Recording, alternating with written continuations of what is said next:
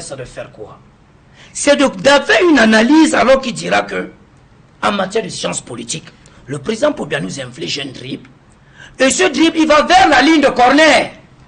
Il se positionne, regardant le landerneau politique et en nous expliquant que il vient de confisquer le pouvoir et il est dans la continuité de son œuvre que selon lui, il n'a pas terminé. Voilà comment les camarades devraient l'analyser. Et que quiconque s'opposera à cette légalité sera donc poursuivi pour incitation et révolte. Voilà comment, en sciences politiques, nous l'avions analysé. Maintenant, regardons cela dans la légitimité.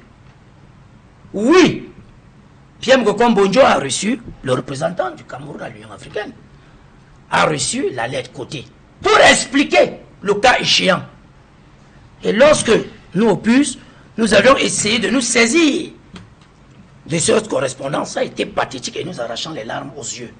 Parce que nous avions compris que d'ores et déjà, la balle ne reviendra jamais au centre. Nous devions attendre 2032. C'est comme ça qu'il faudrait l'expliquer aux Camerounais. Il faut attendre 2032. Ok. Voilà, le terme Jacques Bagnoloc, c'est un coup d'État constitutionnel de la part du MRC. C'est le MRC qui prend tout ce qui s'est passé. Un véritable coup d'État. Merci. Coup d'État constitutionnel. Et je vois dans votre thématique, c'est écrit changement anticonstitutionnel. Oui. Si on reste dans si on reste dans la sémantique, ça veut dire que ce qui est fait va à l'encontre de la Constitution. La Constitution, c'est une loi. Et je crois que la loi... Comment est-ce qu'un vice-président devient assistant d'un président de la République?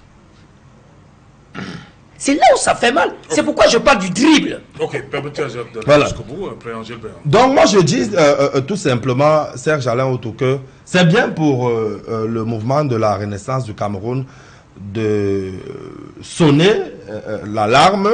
Je les vois beaucoup plus comme des lanceurs d'alerte politique. Parce que on arrive à une situation où il faut prendre les uns et les autres à témoin. C'est bien. Mais moi j'aime les actions qui vont produire des effets. J'aime des actions qui vont produire des effets. Celle-ci ne produira aucun effet. Elle ne produira rien comme effet. On aura beau saisir l'Union africaine, ainsi de suite.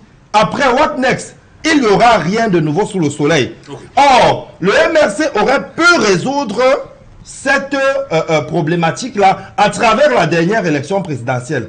Jusqu'à présent, les partisans de Issa Tiroma Bakary se plaignent de ce que le professeur Maurice Kamto n'a pas officiellement soutenu Issa Tiroma. Alors que Tiroma lui a donné son soutien pour qu'il gagne Paul Biya. Maintenant, il a dit à Tiroma que, je ne sais pas, il a dit à ses partisans, celui qui veut le soutenir, le soutient. Celui qui ne veut pas, ne le soutient pas. Lui-même, il ne s'est pas prononcé. Or, peut-être que si le professeur Kamto s'était levé publiquement, avait dit en 2000, à la dernière élection présidentielle, que je soutiens Issa Tiroma Bakary, peut-être qu'ils auraient gagné Paul Biya. Il ne l'a donc pas fait. Tiroma aujourd'hui est, je crois, en Gambie. Je ne sais pas trop. En Gambie. Voilà, il est en Gambie. Le professeur Maurice Kamto, lui, il est ici. Paul Biya a donc gagné son élection. Vous voyez donc que finalement, on a une classe politique de l'opposition qui prêche beaucoup plus dans une sorte d'animation, mais dans le fond, dans le concret, elle permet toujours au RDPC de boire du petit lait. Voilà pourquoi l'opposition doit faire son aggiornamento, sa propre introspection et se poser des questions fondamentales.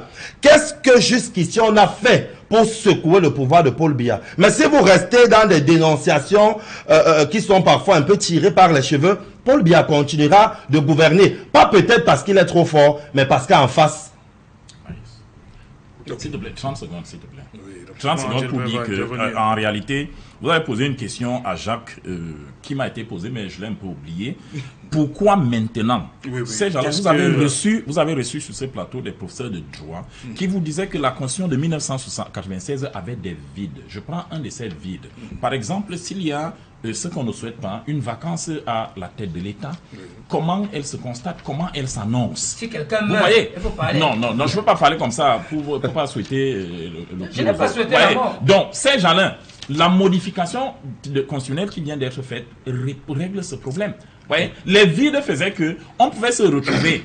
Si on laisse aller un intérim, je comprends que ça ne plaise pas à nos amis qui pensent que tout doit tourner autour d'eux. Si on laisse des situations d'intérim se produire, on peut se retrouver dans un chaos. Donc, il était nécessaire qu'on fasse cette correction-là. Ok. Voilà. Sur tout ce qui a été dit, vous avez suivi. Oui, je suis. Vous avez dû prendre beaucoup de notes. Oui, mais enfin, je prenais des notes étant un peu amusé parce que, il faut dire que si je me mets à répondre à toutes les incongruités qui ont été dites sur ce plateau et même des insultes, il y a même eu des menaces. On a dit que celui qui va tenter quoi que ce soit contre ça, on nous a parlé d'insurrection. Mais je ne serai pas là pour ça. Je suis là pour parler aux Camerounais. Ça ne m'intéresse pas. Il y a des gens qui appellent le président Kamto ancien président. Peut-être qu'ils auraient souhaité que le RDPC nomme un président au MRC. Ben, écoutez, vous pouvez toujours le faire. C'est à votre aise. On a été aérien avec un débat lunaire. On nous a mené aux États-Unis parler des choses qu'on ne comprenait même pas. On dit des contre-vérités, on dit des contresens, on se contredit même sans s'en rendre compte. C'est incroyable. C'est le seul pays au monde où des enseignants de lycée peuvent se moquer d'un professeur agrégé de droit, membre du curatorium de droit, qui atteint le summum du droit international. Il y a qu'au Cameroun, je vous ai écouté, monsieur. Je vous ai écouté. Vous nous avez insulté et je n'ai pas réagi. Vous nous avez, monsieur, je parle, c'est mon temps de parole. Vous nous avez insulté et je suis resté très poli et très calme. Il y en a qui se sont essayés sur des plateaux de télévision, d'ailleurs, vos plateaux de télévision, des chaînes d'État, des professeurs respectables, mais ils n'ont pas été aussi pédants que vous pour défendre ce que vous êtes en train de défendre. Quand vous ne comprenez pas un sujet, argumentez. Monsieur, laissez-moi parler.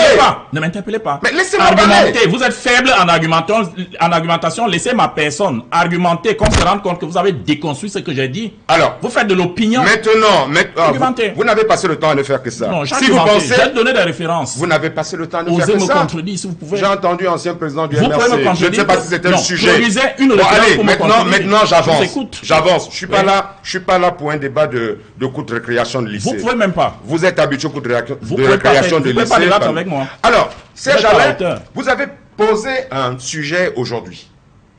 Le thème est là. Tous les Camerounais peuvent lire. On nous a amenés partout. L'élection 2020. Paul Biya, génie de la politique. J'ai posé une seule question ici. Quelle était la nécessité de cette réforme? J'invite les Camerounais à écouter la réponse. C'était pour résoudre... Mais c'est incroyable. Vous allez lui répondre. Vous êtes habitué aux lycéens. Ici, il n'y a pas de lycéens. Vous êtes pire qu'un lycéen. Non. Alors, donc, je disais, à l'entame de cette émission, j'ai posé des questions simples. C'était pour résoudre quel problème? Notre constitution, qu'on nous dit stable, je découvre aujourd'hui qu'il y avait des vices et qu'il y avait des trous dans cette constitution. Ça a été dit, hein. Mais monsieur, c'est incroyable quand même. C'est quand même incroyable. Vous ne m'intimidez pas. Non, permettez, vous aurez votre temps à vous. Je vous en prie. Notre constitution est claire. Quelqu'un a été élu en cas de vacances, de décès. Le président de l'Assemblée nationale, le président du Sénat assure l'intérim et a un temps défini par la Constitution pour organiser les élections présidentielles. Donc, il faut que les Camerounais comprennent une chose qui est simple. Voilà un débat qui a été posé. J'ai parlé de l'article 64. Rien que ça, je l'ai lu pour tout le monde. Et j'ai vidé ça.